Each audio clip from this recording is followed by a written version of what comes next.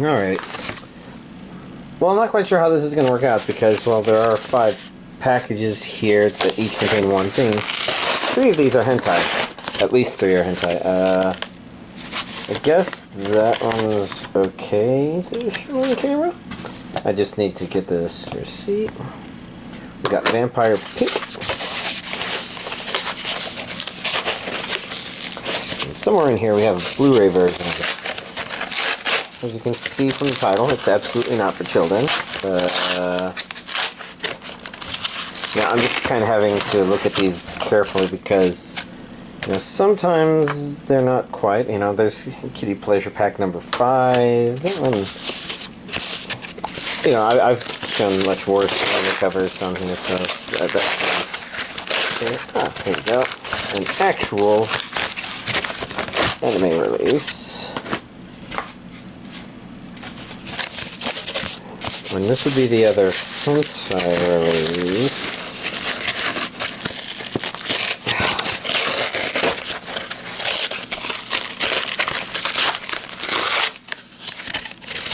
Which, as I mentioned, is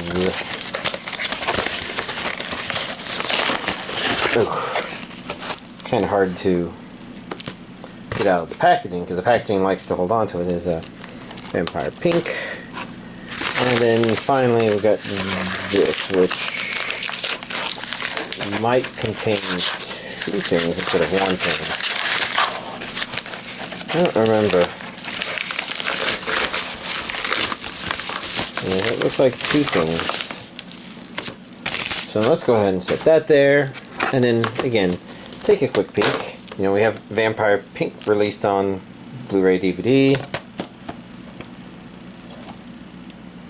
With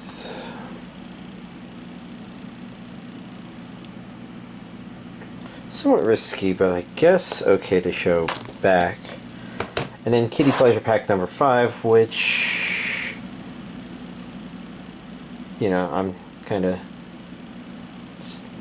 eyeing the back. It's a little raunchy, but it's got Invasion of the Ballbusters, Green Eyes, and Luststruck Trilogy. But let's get to the actual main stuff. First we have a Blu-ray re-release of Kids on the Slope. I went ahead and purchased this mostly because I think a long time ago people told me that there was a problem with the first release, and I never did get around to getting an upgraded version. I don't remember what the problem was, but I purchased this again. Unfortunately, I can't possibly hope to locate the original. Especially since I'm having to record these things the day before. But, you know, taking a look, we've got our Region A, we've got, looks like an English dub, Summer 1966, A Story of My Life, and all that jazz. Interesting. Special features are up here.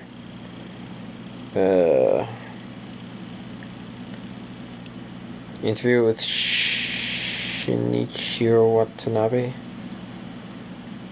Is that Nabeshi? Interview with Yoko Kano. Interview with Takashi Matsunaga and Shun Ishiwa. Waka? I don't know. I'm sure these are kind of hard to read at the angle I've got for y'all too. Japanese preview and clean opening closing animations. And, you know, taking a quick peek on the inside.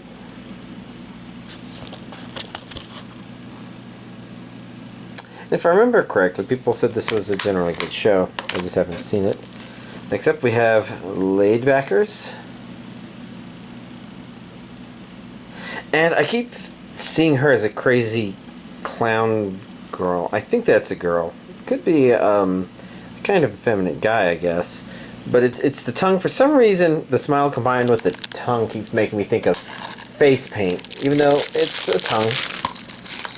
But, you know, this one kind of got me curious. A story about cute, adorable girls and some demons. Okay, see them? Those eyes actually make me really curious. Interestingly enough, this one is Japanese with English subtitles only. So this maybe it wasn't considered important enough that it needed to be dubbed, maybe? But I'll be honest, for some reason this one is kind of tickling my fancy the most. Region A only. So, okay.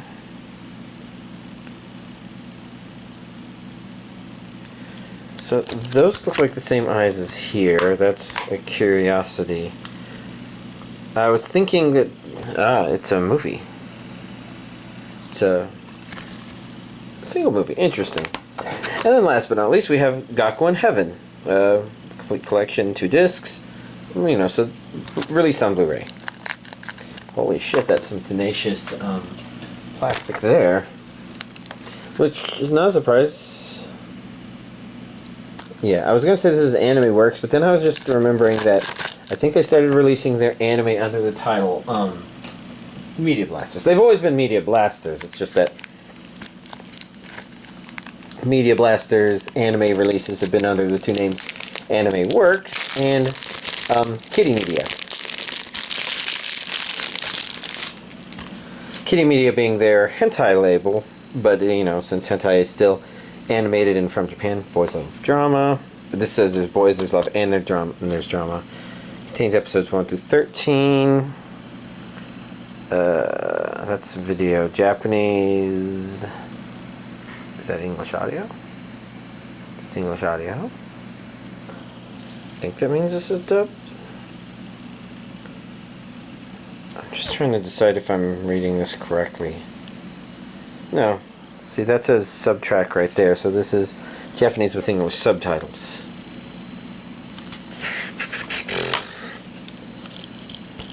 Disc 1.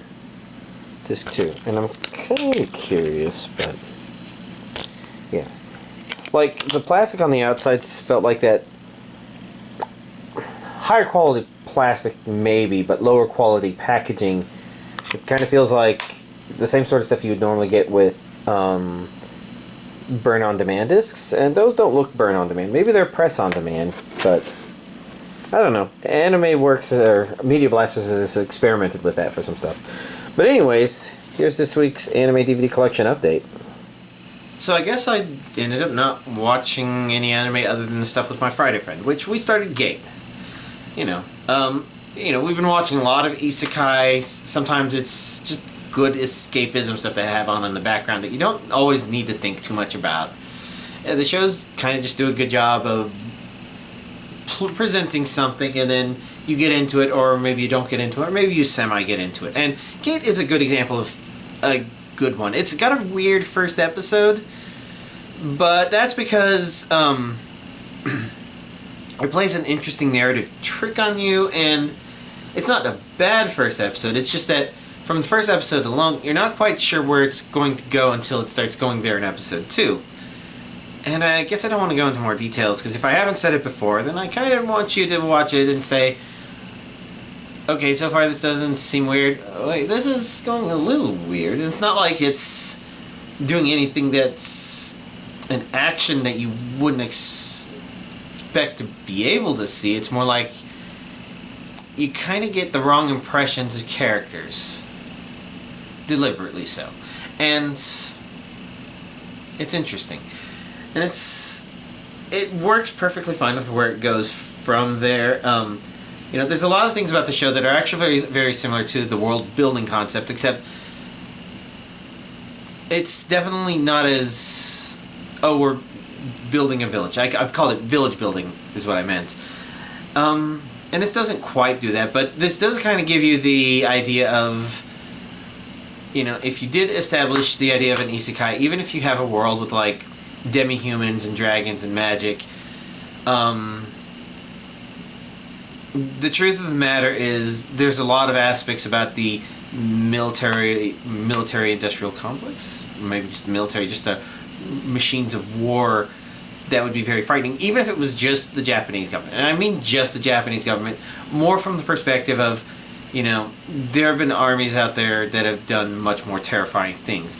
And I'm not even just including, like, the United States being the only country to have ever nuclear bombed anybody in a war. It's really kind of harrowing when you think about it. It's and we live in a world where others have that capability, but they haven't used it. But it isn't even just that. There's also these terrors of war like mustard gas and biological weapons that could be unleashed on people, probably with more modern technology and understanding of stuff. And it's just like, the Japanese government, or the Japanese military, is kind of in an interesting place. And I guess it's more like the Japanese self-defense force is an interesting place because, they were simultaneously protected under an umbrella and also held back from the umbrella in such a way that even though this show kind of builds up a very enlightened sort of military experience, and that kind of leads to some of the village building stuff where it's just like, okay, well, if you introduce the canonical concepts that come from people in a medieval fantasy world and how they've had to live, because it's based on a lot of our ideas of what a medieval lifestyle might have been like. And I'm not saying it isn't like that, but I am kind of admitting the fact that to a certain degree some public perception could be influenced by storytelling as opposed to actual reasoned evidence. It wouldn't be the first thing like that, but if you take all that stuff, you could think of it as kind of deconstructing some of that, but not really too strong. Just more like, okay, if they're going to live like that, you're going to have a place where you can have slaves and, people are warring with, neighboring, I would say nations, but even probably interlordal conflicts happening and stuff like that. If you're going to have situations like that and you have rules of war sort of stuff, you're going to have a probably different experience than people who are like, we can come. So I think it walks a very fine line where sometimes it feels like the anime is a little, I just had an idea of the word. It wasn't quite preachy. It sometimes feels a little back patty, but sometimes it just doesn't feel like it's gone too far and that it's okay. And it's kind of the interesting thing. It uses all the elements well. If there's anything that I'd say kind of disappoints me, there's this one episode where they're going to have characters come back to testify at the Japanese Senate, and this is actually regarding an incident that occurred as opposed to like just questioning the whole of things, even though it kind of turns into that, and it's a really great, awesome moment in the series. But the old magician man kind of cutely says, "I want to go to," and I was always thinking it would be great if he came as well. But they wanted to bring their female harem cast members essentially. And it's okay. I mean, I think there's a real convincing reason for why. At 2.5 of them are there. I mean, Tuka, I kind of wonder. I'm not even sure if I'm remembering her name right, but it's also like she's not necessarily the worst idea, but they do essentially say, we brought somebody back who was asleep for most of the stuff. So her presence definitely seems a little more, I don't know. It's not bad. It's just, interesting thoughts that I've had. We didn't actually technically make it that far. I just watched the next couple of episodes because, I kind of consider the start of the show to actually be really quite strong because you kind of get a feel for it when you have a smart person who's like, just happens to have been in the right place, and that would be Princess Pina Colada, and I don't know what's up with that name. That's, I think, literally Spanish for pineapple soda, basically. But I might be mistaken about that as well. It's just like, it's a fun name that they chose to give the character. The character's kind of lampshaded by saying, Pina Colada? What? And, it's whatever it is. It's not like it's a bad name. It's just kind of weird because you can overthink about it. But the point is, they kind of put her in a position where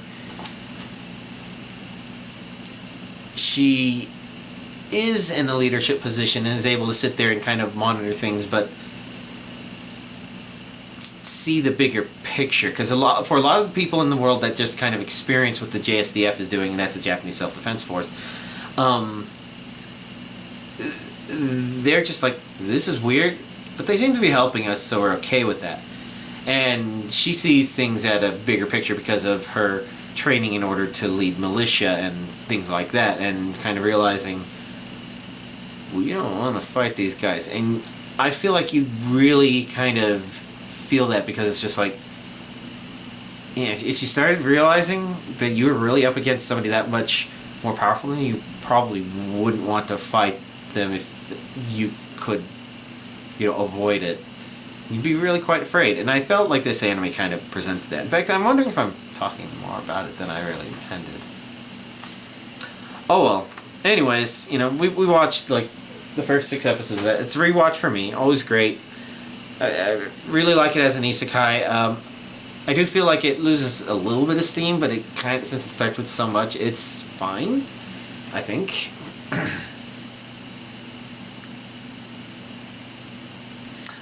But yeah, so I guess you know, the question that nobody's asking, of course, is, oh, why didn't Giga watch a lot of anime this time? And the answer, as you can probably guess, is video games. I think the interesting thing to kind of explain it is, I think I mentioned that I was doing Animal Crossing stuff again, where, so I have 2 Switches, and I have a digital copy on my Nintendo Switch Lite, and a physical copy that I use in my main Nintendo Switch, although my main Animal Crossing is on my handheld. But the idea was, no, for the longest time when I was playing Animal Crossing, I was doing the main stuff on my main island, and the second island was just mostly set up to supplement the main island. It would be a place where I could go to sell oranges, which were my main island's main fruit, and at the same time it was in the opposite hemisphere, so I always got the advantage of being able to go to either hemisphere whenever I wanted.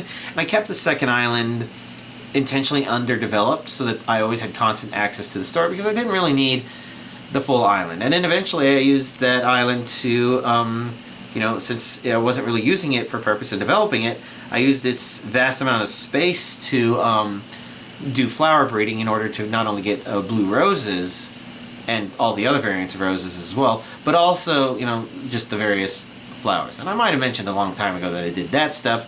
And eventually I finished all that to the point where I'm like, well, there's no point for me to leave it undeveloped anymore. So I started doing stuff, and then I took that 7-month break, and I started back up again, with the idea being that I could probably organize things a lot better if I, you know, unlock terraforming, which you get from reaching 3 stars, which is essentially endgame. It's when you get your first ending credits, and any ending credit that comes after that is just from, you know, kind of revisiting that moment, for lack of better terms. But it's I mean, because you can get your island up to 5 stars, and that's definitely a goal, and you could consider that end game as well.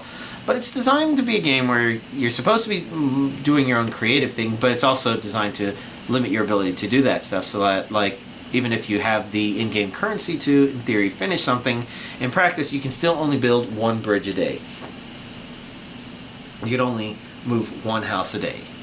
And it's kind of realistic in real life, because, you know, it's not like, you know, Nook is a secret army or anything like that, but you know, it's still a limitation where the game doesn't unlock everything for you immediately. It slowly gives it to you at its pace as opposed to at your pace.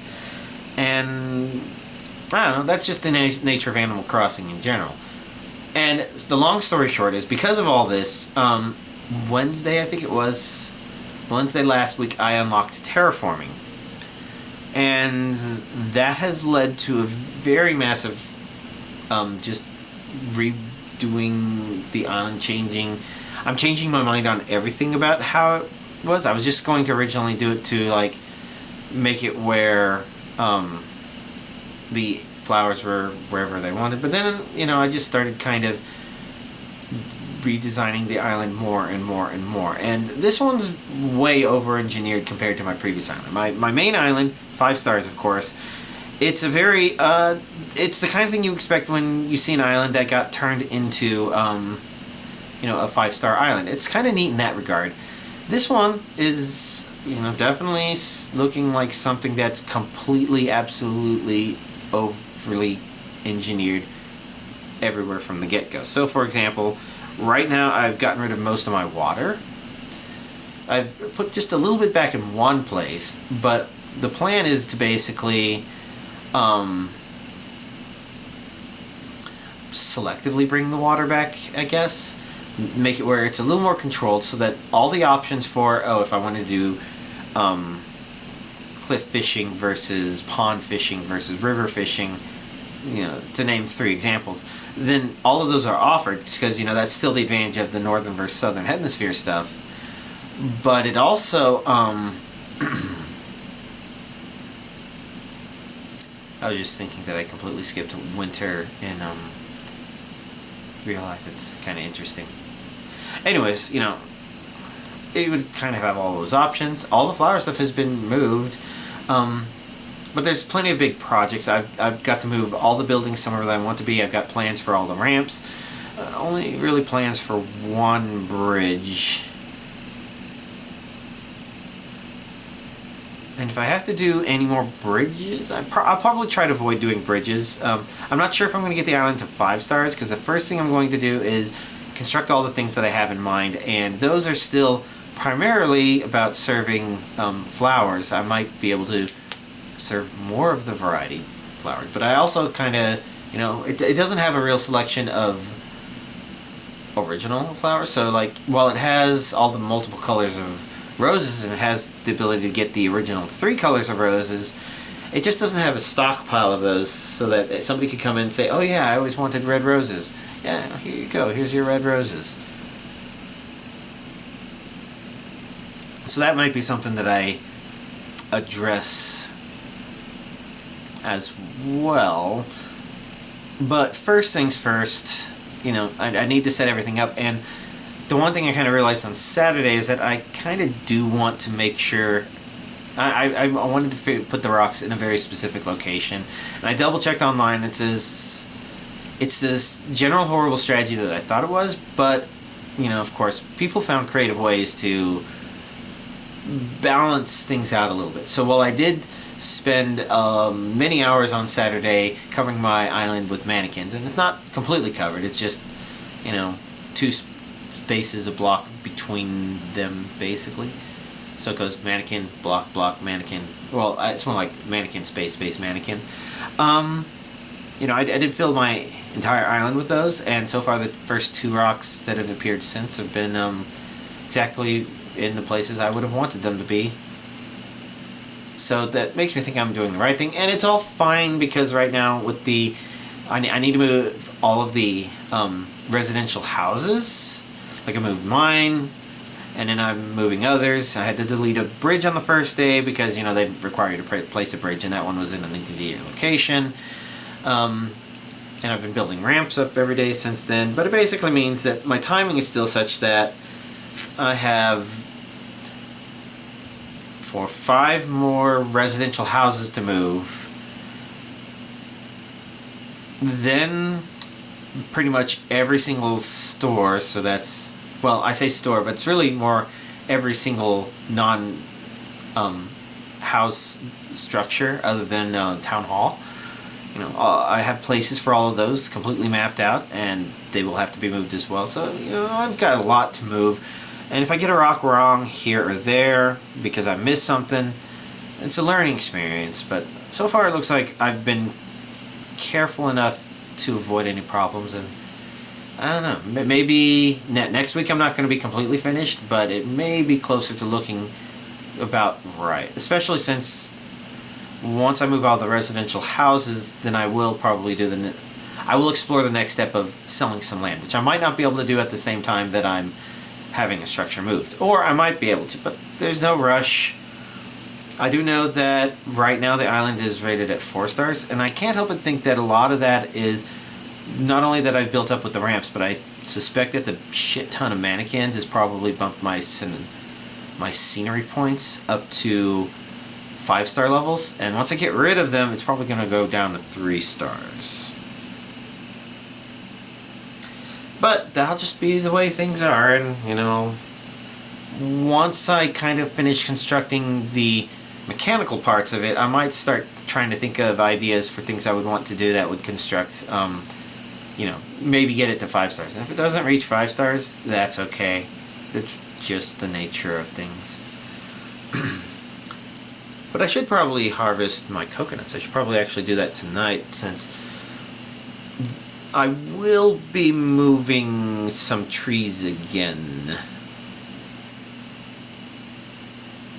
Technically, the peach trees that I placed that are the island's native fruit, as well as the bamboo trees that are currently aligned with them. And eventually I'll explore fixing the problem where I really could use a couple more bamboo trees.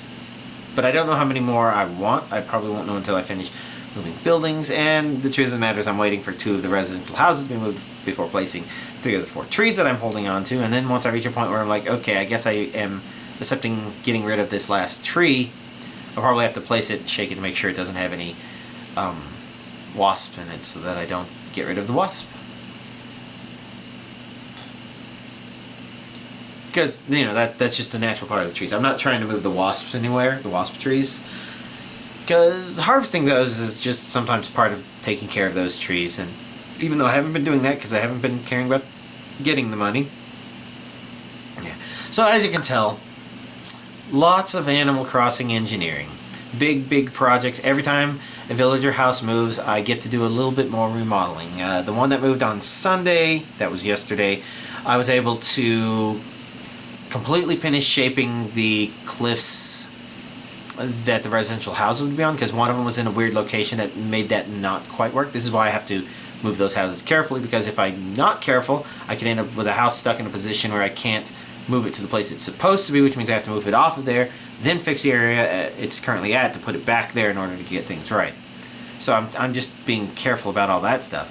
But, you know, once I finished reshaping those, then it became time to move all the excess flowers that were in the area, because they were shaped in a way based on the cliff structure at the time, which is unfortunate because I probably should have realized that I was going to be doing that, but I didn't realize what I wanted to do until I just played around with stuff and like, yeah, okay, well, I'm going to move a bunch of flowers up here, and I guess I'll probably have to move them all again when the time comes. And the time came on Sunday. But, lots of engineering projects. It is calming down now as I'm getting more into a pattern of, okay, move the next house, clear the place with the previous day's house that did get moved, put mannequins so that rocks don't spawn there, make sure the rocks spawn, look for the money tree, you know, keep the money trees moving, just because even though it's not much, it is a little bit of the cost of everything that's going on. Decide on the next ramp or bridge to build, etc., etc. And I do have a plan in that regard, insofar as I know that the next thing I'm going to build is another ramp. Then I'm going to build a bridge.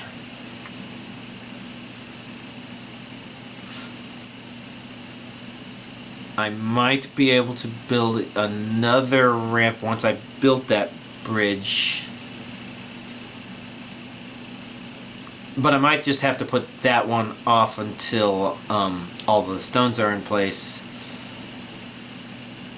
And I can start moving certain stuff. That one's hard to say because I might also be waiting for... I might be waiting for the brain to stop tooting. I might be waiting for some of the shops to be moved, because right now they're a little further north than they're going to be when I'm done. They're going to be in a line along the with the town hall. Fun stuff. And I keep getting sidetracked on this because I keep thinking of this stuff, and mostly I'm just trying to hold on to what thoughts I've had because I don't have it written down anywhere. Blah, blah, blah, blah, blah. I keep going on. Monster Hunter Rise. So, I've been at a pretty stale-matey position myself. I'm HR 5, like I was, I think, last week. I think even last week I had done the solidifying of my position where I had looked at my armor options that I had right where I was, upgraded them, upgraded my sword to where it was, got the decoration set up the way I wanted, you know, basically just to make sure I'm really solid where I am, because I want to give my brother a chance to catch up to me. And so most of my stuff has just been kind of cleaning stuff up, like doing some of the lower tier village quests. It's just like, okay, now I've got all the 1, 2, and 3 stars just completely filled out. I did finally break down and reference an online guide to find all the relics. Mostly because I kind of found a location in the flooded forest where I was pretty sure there was a relic, based on other information on the map, not even just the map itself, but the fact that I knew that there was something there that I couldn't mine. And I thought I found the path up there, but I was having trouble getting it to work, and so it's at that point where I'm like, well, I need to Google to see if it's possible to get up there. People don't seem to be talking about it. But whenever I do search for it, I do get stuff about the relics, and that just kind of gave me a hint that it was about time for me to break down and look for the online hints as to where to get the relics, because I hadn't even found half of them. My eye for finding these secret nooks and crannies is pretty poor. So, I did it, and I'm glad I did, if only because two reasons. One, it was kind of nice to be able to read the full stories, and the other one is some of them require you to do some intricate jumping and learn some intricate mechanics, so I got better at jumping in the air because of it, which is pretty nice. Not that I'm an impressive or an expert or anything like that, but it's just the mechanics are good, and overall Monster Hunter Rise is just a great game. I can kind of see how, like, some of my descriptions I've heard of Monster Hunter World, which I never played, make me think that World kind of started down this path that was a good idea, but it's here or there. World was really good. I hear that the story for World is really good. But my guess is Monster Hunter Rise is where it kind of really fleshed out what Monster Hunter World really needed with both the Wirebug and the Palamute, because when you have the open world areas, the Palamute is just kind of invaluable for kind of traveling around. When you're not traveling long distances, who cares about the Palamute? You just move around normally, or actually, in reality, that's what the Wirebugs are really good for, because they're really good for your personal mobility. But then when it comes to, okay, I want to run all the way up that path there that's really long, that's when the Palamute is kind of right there. So it gives you those three configurable options that you want to do in order to be able to feel like you're moving in a pretty fun way. And it says a lot that I guess I'm more appreciative of Wirebugs now. The real problem with the demo is just that they do nothing to explain anything. And the truth of the matter is the game still doesn't. There are mechanics that you kind of have to figure out or learn from other players, I think. Because I couldn't find stuff like that in the notes when I was watching the videos. I'm like, wait, how's he doing that? I don't remember hearing anything about doing that. And the more I played with it, the more I found out more stuff. And I'm sure there's plenty more stuff to find out. But, the point is, the Wirebug mechanic works a lot better than the open world thing, especially in contrast to the Palamute thing, because Monster Hunter Rise is about the open world stuff, but it's really about refining it so that you can move around. And if you play it and the Wirebug stuff is giving you a problem, I think that makes sense, because I think it initially does. There are just things the game doesn't tell you as much, but you do pick up. I mean, I got to play with friend Braylon, and I say friend, and I guess I should say friendly acquaintance may be a better, more accurate term, because it's not like me and him have done stuff on our own. So the fact that we've only ever gotten together because my brother brought him to play kind of suggests that it's maybe inappropriate for me to say that the friendship is anything more than friendly acquaintances, maybe. But I've always considered him to be a much better Monster Hunter player than me.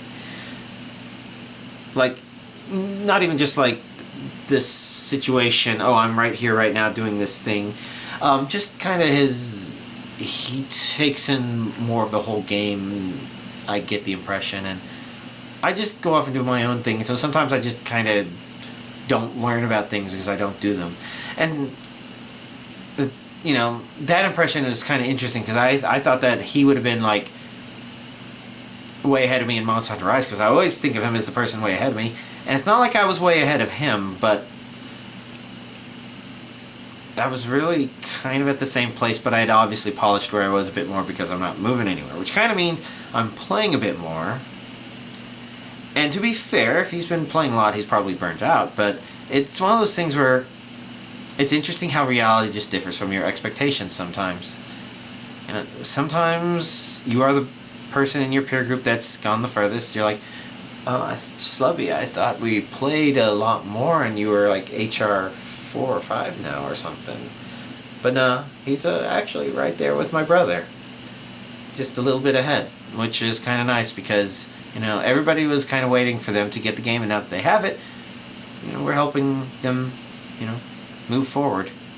And it's interesting because the helping isn't as helping as it was in previous games, just because this game is really designed to, do some village quests, but try to funnel you over to the Gathering Hub quests, which would be your multiplayer supported ones, which you can do on your own, but you better make sure that you can do it because they're given a little bit more oomph.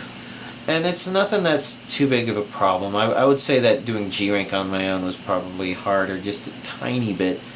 But it does mean that for doing high rank stuff on your own, it's a little harder than you would expect to have to do, but it's not bad. Weird stuff, weird thoughts all over the place. Here I am rambling, it's already past midnight, and I had other things I was going to do. What I was going to do? Probably eat my ramen, which is well past cooked by now. So, yeah. I guess I hope you'll enjoy these parts still. I see comments get made, but because they don't pop up on my laptop anymore, I'm guessing Chrome or YouTube, basically Google, either way. I'm guessing Google decided to stop doing that, which is kind of appreciated, but at the same time I do kind of miss reading the details a little bit more. I have to put in the energy to actually take a look at my YouTube comments in order to see what y'all are saying. So if I haven't been replying, it's because my brain is just going all directions at once. Sometimes I just fall asleep in an evening and just end up doing nothing. I feel like it's even hard to keep up on watching YouTube videos at this point. So I probably have some YouTube videos to watch as well. So, that's everything. And you don't have to say whether or not you like this part. Only just know that if you do and you're commenting and I'm not responding, I definitely wish I was there. But sometimes I feel like I just have to filter everything else out. And play video games, which doesn't sound that noble, but that's the way things are. Anyways, like I said, time to wrap things up. Y'all, have a nice week.